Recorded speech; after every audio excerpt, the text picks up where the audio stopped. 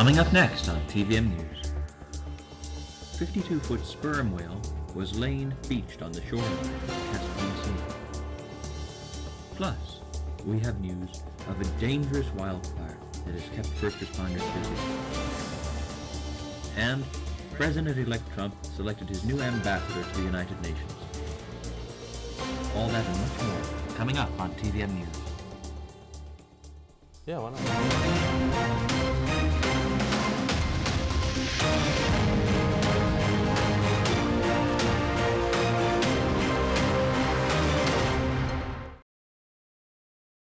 Good afternoon and welcome to TVM News. Today is Friday, November 15th. I'm Colby Hughes. And I'm John Downey. This week we have news about Marywood-University's Feed a Friend Challenge. We also have news about Marywood's open house. I'll be checking in with weather anchor Brielle Sheelan for the forecast and sports anchor Vincent Goldschmidt to find out the latest in Marywood and professional sports. Marywood-University is having a holiday food drive challenge, Feed a Friend, which is sponsored by the Office of Community Service and Social Justice. This is a friendly but spirited competition that intends to strengthen Marywood's impact on food needs in our community. During the holiday season, this will raise awareness of the hunger and filling local food pantries with pounds of much-needed food. Everyone is welcome from clubs, groups, departments, resident halls, and athletic teams. On Saturday, November 16th at 9 a.m., Marywood will host its annual fall open house. Prospective students will have the opportunity to meet staff, faculty, and coaches while touring campus. Breakfast and lunch will be included. Happy November! Join the Counseling and Student Development Center for a scavenger hunt from November 13th to November 20th. There are 12 different gnome posters hidden around campus, each with a different QR code. You simply click the code and read the gnome's self-care message. Marywood will be hosting College for a Day on November 19th beginning at 9:30 a.m. This event is for prospective students who had either applied or got accepted to Marywood for the 2025 fall semester. During the event, students will have the opportunity to attend classes, talk with a panel of students about the college experience, explore the campus, and get answers to admissions and financial aid questions. Space for the event is limited and the deadline to sign up is today. The Black Student Union ID on a mission. Their mission is to bring African American students and other minorities together, to feel supported and know the historical greatness they come from, plus to be able to educate one another on their cultures while having fun at the same time. For more, contact Cole Johnson at 272-202-0510. Friends of the Poor is hosting a Thanksgiving greeting card project. In order to contribute, make cards out of construction paper or purchase one, write a message that says enjoy this Thanksgiving meal or happy Thanksgiving, and write your first name and drop your card off at the Office of Community Service and Social Justice in the Sports Center for Spiritual Life by today, November 15th. When we come back, we'll tell you about a man who stabbed a state trooper during a traffic stop.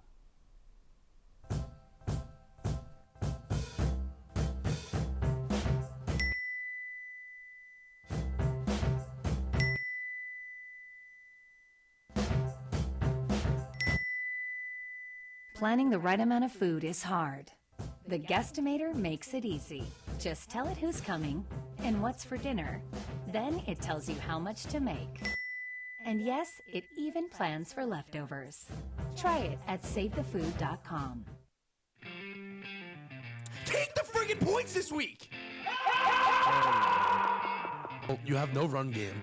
Then you can play action. How you play action with no run game? Number one. Yeah, nothing beats number one. I'm sorry. Former Oklahoma Sooner, now for UL Monroe. General Booty. What? Do you think Kelsey's going to be, the prime target again?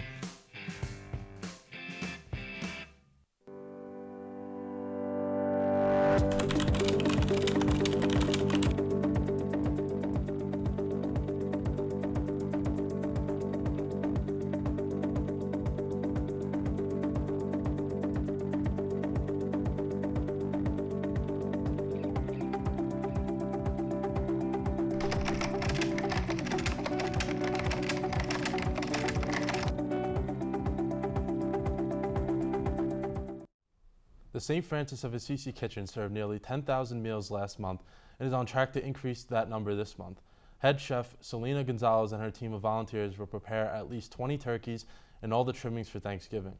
Gonzalez is worried, though, as she usually buys Usually by this time they have an influx of donations already, but that is not the case right now. Both the kitchen and food pantry are looking for donations and volunteers. The St. Francis of Assisi clothing store is in need of men's items such as jeans, workwear, boots, and sneakers. When a Pennsylvania state trooper pulled over a man in Green Township, he realized there was a warrant out for the man's arrest. The man pulled over was 46-year-old Scott Swisher of Tafton, who had a warrant out for his arrest on charges of endangering the welfare of a child, strangulation, and terroristic threats.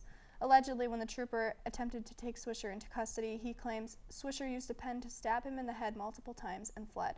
Swisher now faces additional charges of aggravated assault, resisting arrest, possession of an instrument of crime, and evading arrest on foot, simple assault, and escape. Swisher is being held at the Pike County Correctional Center, and bail is denied. Wildfire season has kept first responders in the Poconos busy this fall. Coolbo Township Fire Chief George Dobson says with the ground so dry from a lack of rain the trend could continue for weeks. Mother Nature sent a small bit of rain, but it brought little relief. It is not safe to burn anything as Monroe County is experiencing a moderate drought. Until further notice, there will be a burn ban. A man in Lackawanna County started a unique nonprofit for NEPA veterans. Jacob Whitney started Victory Gardens for Vets to give back to the veteran community. Whitney's strong patriotism and the service of his parents and 2 siblings inspired this nonprofit. Victory Gardens for Vets builds veterans free raised bed gardens. Whitney hopes to partner with VA centers to extend his nonprofit work. At least one person is dead after a crash involving a pedestrian in Monroe County. Officials say a car struck a pedestrian near Route 115 and Allegheny Drive in Taconic Township. Around 5 p.m. Monday, the coroner was on the scene. There is no word yet on the identity of the victim. The military is trying to protect soldiers and veterans from invisible injury.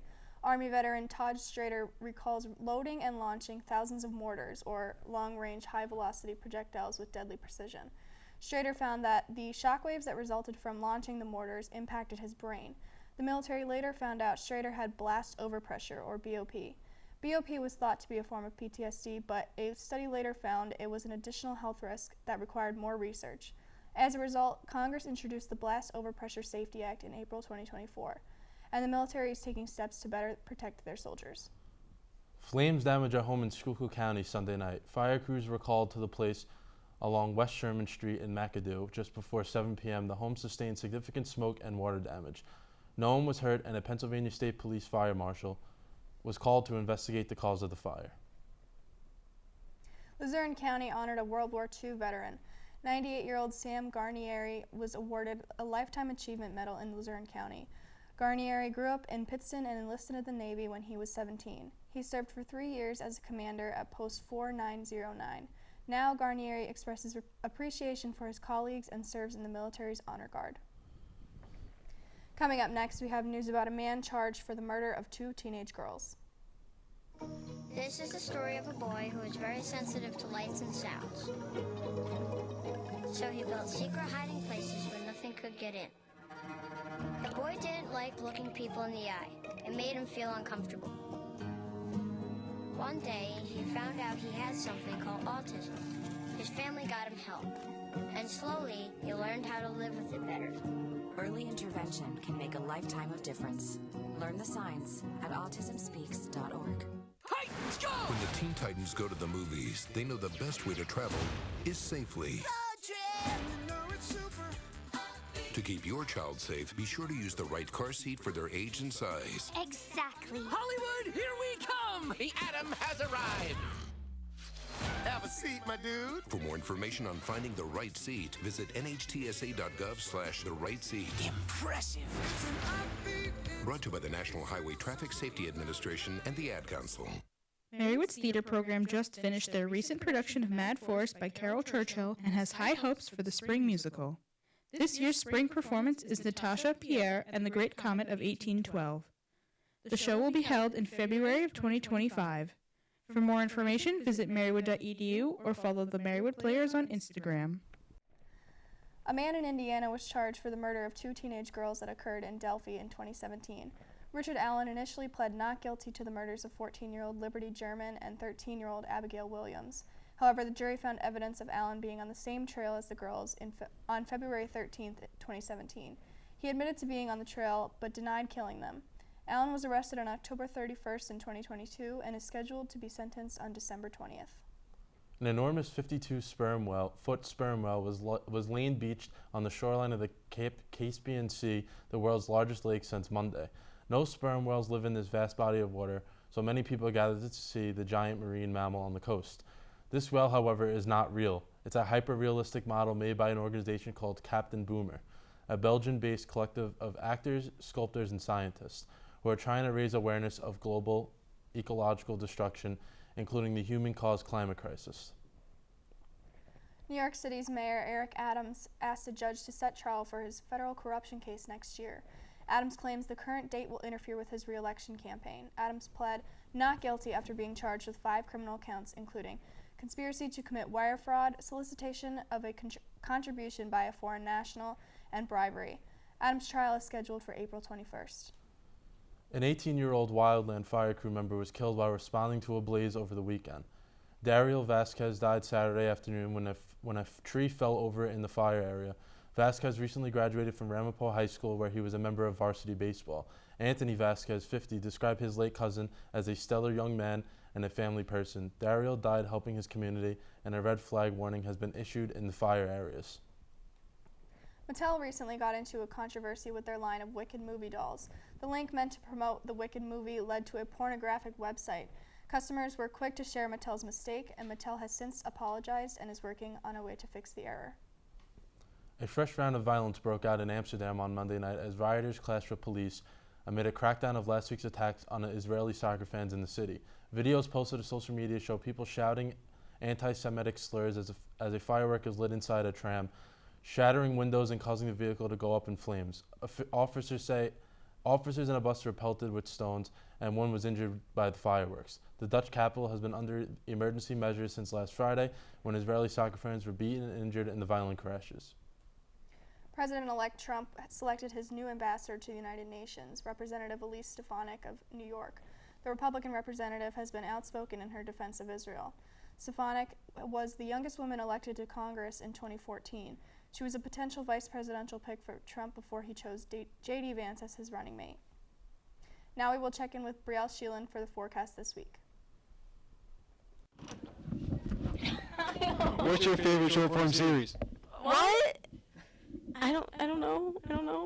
What's your favorite short-form series? I don't know. I don't have one. Wrong. It's What's the Woodward on the Street? Well, that's an easy question, because tonight I'll be watching The Woodward on the Street, my favorite bi-weekly series here at Marywood-University. Can I have an example first? Like, what's the Woodward on the Street, or what's the Woodward on the Street, or what's the Woodward on the Street? What's the Woodward on the Street? My favorite short-form series is Randy Rambles.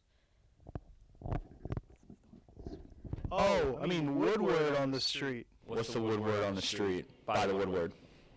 What is your second favorite short-form series? Short-form series? Who's writing on the Woodward YouTube channel? Wrong. It's What's the Woodward on the Street again. Okay, what's the Woodward on the Street? Thank you. Okay. Thank you.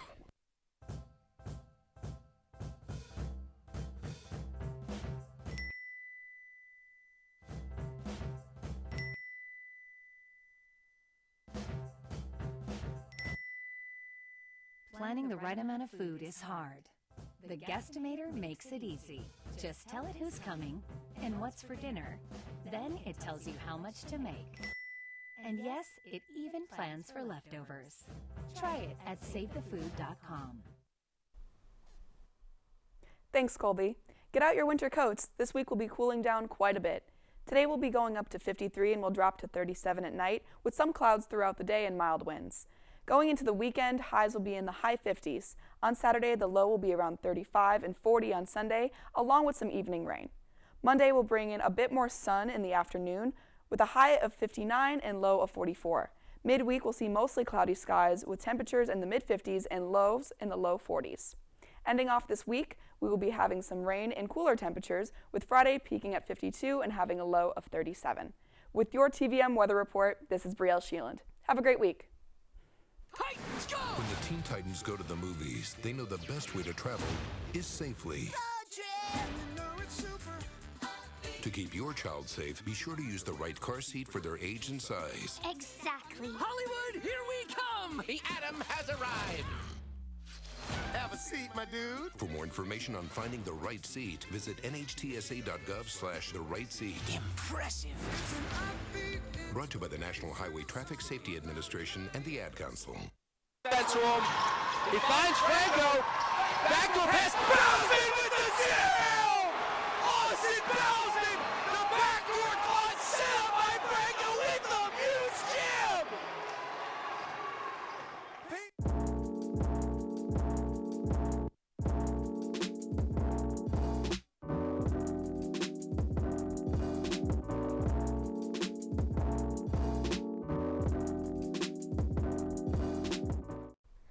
TVM sports anchor Vincent Goldschmidt has the latest happenings in Marywood and professional sports. Over to you, Vincent. Thanks, Colby. The Marywood field hockey team season has drawn to a close. After a dominating regular season, which saw them finish undefeated in conference, the Pacers powered past Manhattanville-University and Immaculata-University to clinch the second AEC title in program history. However, Marywood was dominated in the NCAA tournament, falling to Johns Hopkins University 6-0. The Marywood women's soccer team are your Atlantic East Conference champions. After cruising to a 4-0 win against Immaculata-University in the AEC semifinals, the Pacers hosted the Marymount-University Saints, who ended their season in heartbreaking fashion just a season ago. The match was deadlocked until the 20th minute.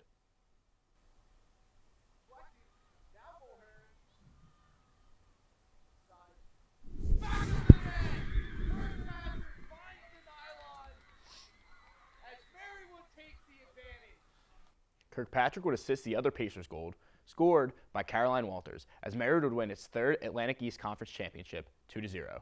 With the win, Marywood earned an automatic bid into the NCAA tournament. Marywood was selected to face the University of Scranton in the opening round. The Pacers' quest for a national championship starts tomorrow at 1.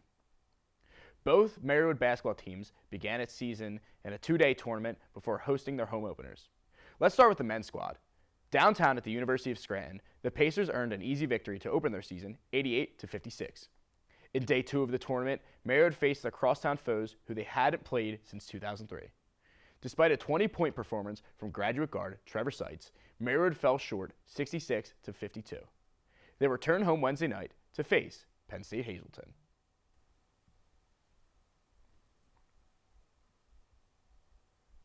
Johnson keeping possession alive. Seitz. Step back triple from way downtown. Shooting that from his hometown of York. Marywood was able to overcome the tough Nittany Lions, eking out a 71-68 victory led by junior guard Shiloh Bivens, who finished the night with 19 points. As for the women's team, they started off in Bronxville, New York to take part in the Sarah Lawrence Scholastic Tip-Off. Facing Bard College in Game 1, Marywood clinched a 5-point victory, largely in part to the 24-point performance from Olivia Trullo, who returned after a year off the court. The following afternoon, Marywood fell just short to Bryn Mawr College, 68-61. Transfer guard Megan Cavoli led the way with 17 points while having 4 assists, 4 rebounds, and 2 steals. In the Pacers' home opener last night, Marywood welcomed the Rutgers Newark Scarlet Raiders.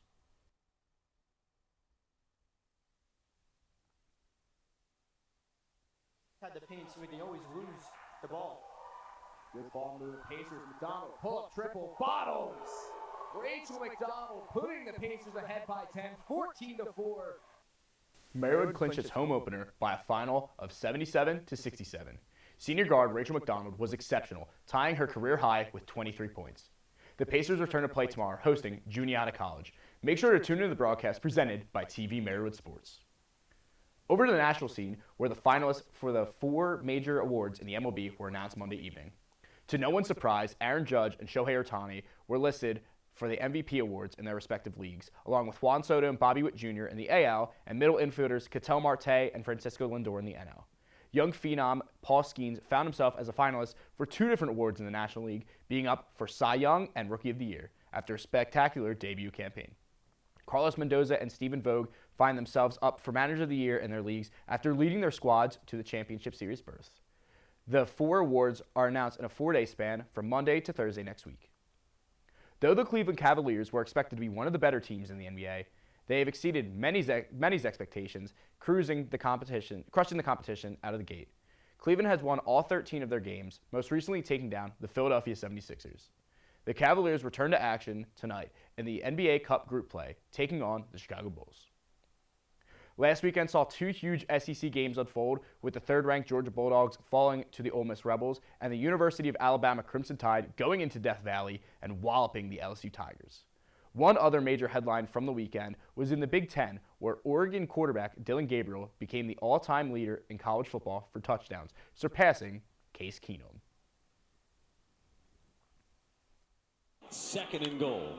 Gabriel to pass. Gabriel wide open. Touchdown! Dylan Gabriel all by himself.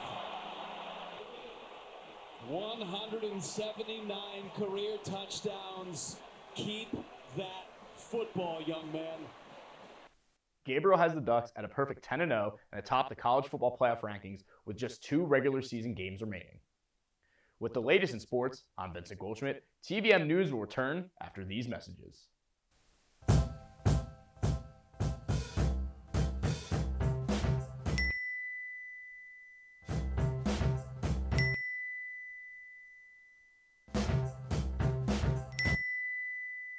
Planning the right amount of food is hard.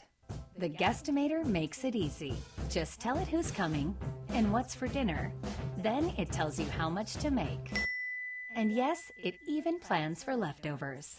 Try it at SaveTheFood.com. This is the story of a boy who is very sensitive to lights and sounds. So he built secret hiding places where nothing could get in. The boy didn't like looking people in the eye. It made him feel uncomfortable. One day, he found out he had something called autism. His family got him help. And slowly, he learned how to live with it better. Early intervention can make a lifetime of difference. Learn the signs at autismspeaks.org.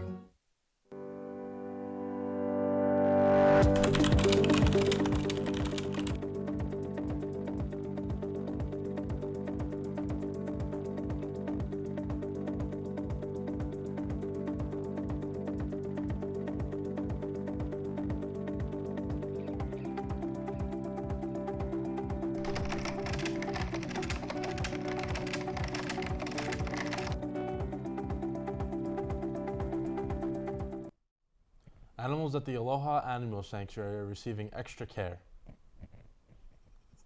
This is Bala Buddy. He's now at the Aloha Animal Sanctuary in Kahaluu, where he's getting extra care. He'll soon have a new home with 15-year-old Lawai Diaz, who's the sanctuary's animal wellness manager. I'm very excited. I've actually been wanting a goat for a while now, but I've been waiting for the right one to come along that needed rescuing, and Bala is just perfect.